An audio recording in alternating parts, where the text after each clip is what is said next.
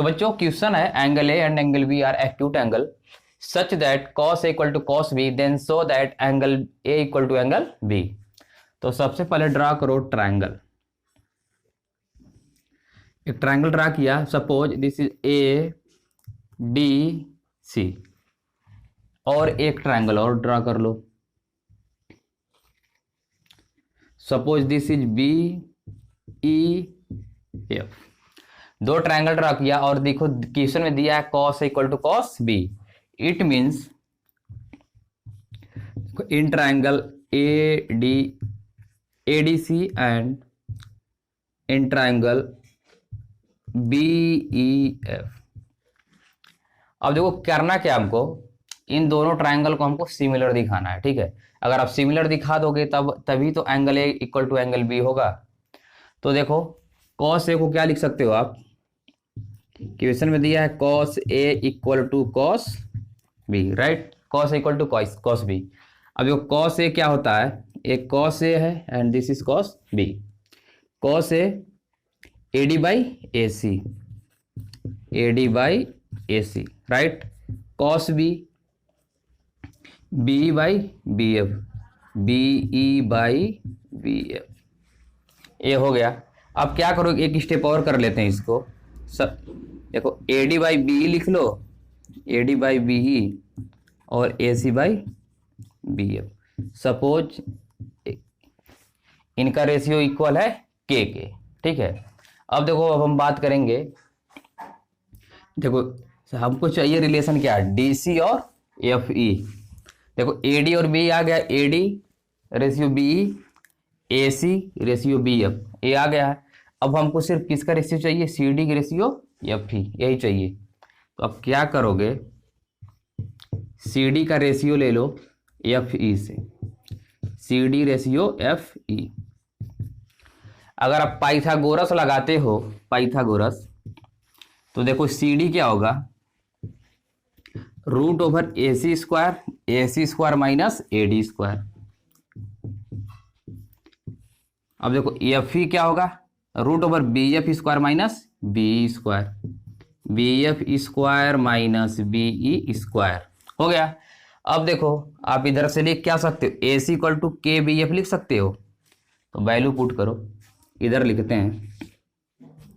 अब लिख सकते हो AC equal to KBF, AC equal to KBF लिख सकते हो, और AD इक्वल टू KBE लिख सकते हो, और AD इक्वल टू KBE लिख सकते हो, ठीक है। अब देखो इसी वाले इक्वेशन में क्या करो, पुट कर दो। Suppose this is equation number 1। AC की जगह पे CD इक्वल टू है FE, AC की जगह पे क्या लिखो KBF, तो रूट में होगा KBF का होल स्क्वायर, माइनस AD की जगह पे लिखोगे KBE, तो हो जाएगा KBE का होल स्क्वायर, अपॉन में क्या लिखोगे भाई, दिस वैल्यू, तो BF square minus BE square. अब देखो K कॉमन ले लो, K स्क्वायर कॉमन लोगे तो बाहर आ जाएगा, तो K हो जाएगा। रूट में बचेगा क्या, BF square minus BE square, नीचे भी तो वही है, BF square minus BE square, ये कैंसिल हो जाएगा, वैल्यू आ गया K। इट मीन्स देखो AD by B, AC by BF और CD बाई FE, ये सभी क्या है, सेम रेशियो में है। तो आप लिखोगे therefore AD by BE, AD by BE equal to AC by BF equal to CD by FE, CD by FE equal to K। इससे क्या प्रूफ होता है, अगर देखो किसी भी ट्राइंगल के देखो AD BE के हो, CD FE के हो और AC BF के हो, तो ये दोनों ट्राइंगल क्या होंगे, सिमिलर ट्राइंगल होंगे। तो इसलिए therefore triangle ADC similar triangle होंगे BEF के, it means angle A equal to angle B। अगर सिमिलर ट्राइंगल होंगे तो उनके कॉरस्पॉन्डिंग एंगल भी होंगे इक्वल। तो ये हो गया हमारे क्वेश्चन नंबर 6 का सोल्यूशन। तो इसको नोट कीजिए।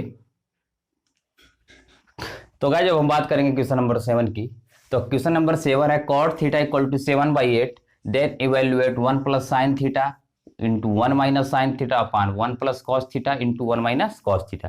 ये तो पार्ट 1 है। पार्ट 2 में हमको बात करनी है cot स्क्वायर थीटा की, राइट। तो सबसे पहले अब बनाओ right angle triangle. Right angle triangle बनाओ। Suppose this is A B and C, इसको आप बोलो एंगल थीटा। अब देखो दिया कॉट थीटा इक्वल टू 7/8। आपको मालूम है, देखो कॉट थीटा को आप लिख सकते हो tan theta. tan theta equal to 8/7 लिख सकते हो। क्यों? क्योंकि कॉट का इनवर्स होता है tan।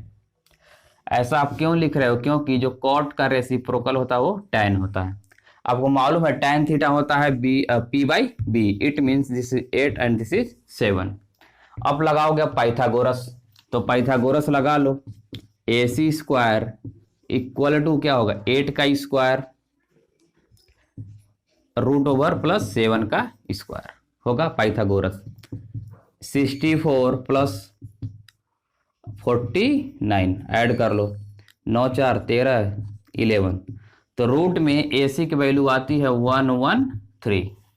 ठीक है। अब हम बात करेंगे क्वेश्चन की। तो देखो क्वेश्चन तुम्हारा क्या है? First part 1 plus sine theta 1 minus sine theta upon 1 plus cos theta 1 minus cos theta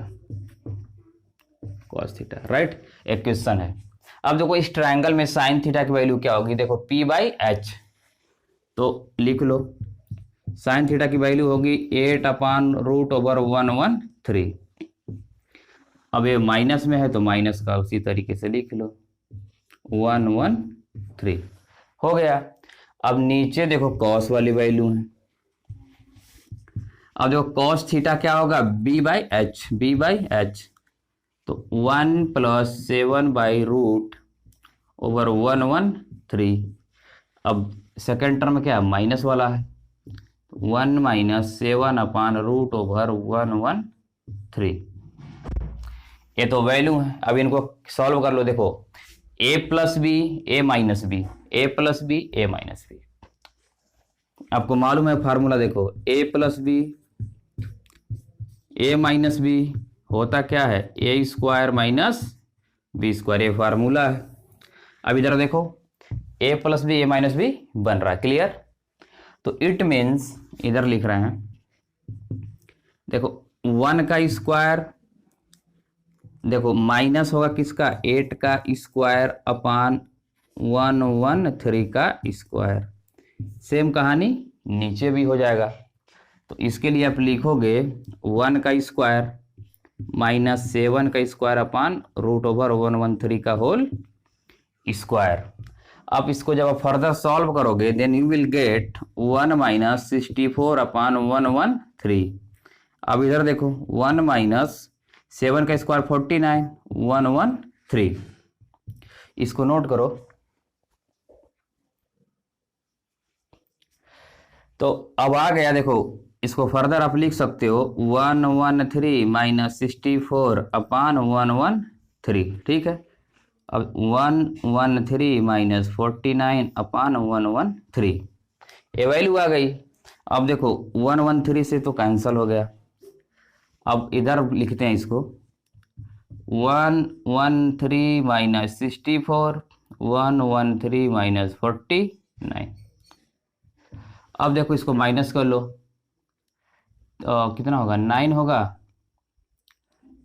4 हो जाएगा, और ये होगा कितना तुम्हारा? 13 में से 9 4 6। It means 49/64।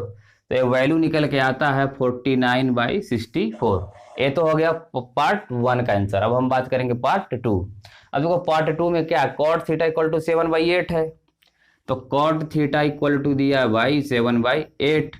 अब देखो स्क्वायर चाहिए तो क्या करो? स्क्वायर कर दो दोनों साइड का। अब देखो इसका स्क्वायर करोगे, इसका भी करना पड़ेगा। इट मीन्स इसको आप लिख सकते हो कॉट स्क्वायर थीटा। ठीक है, कॉट मिटा देते हैं।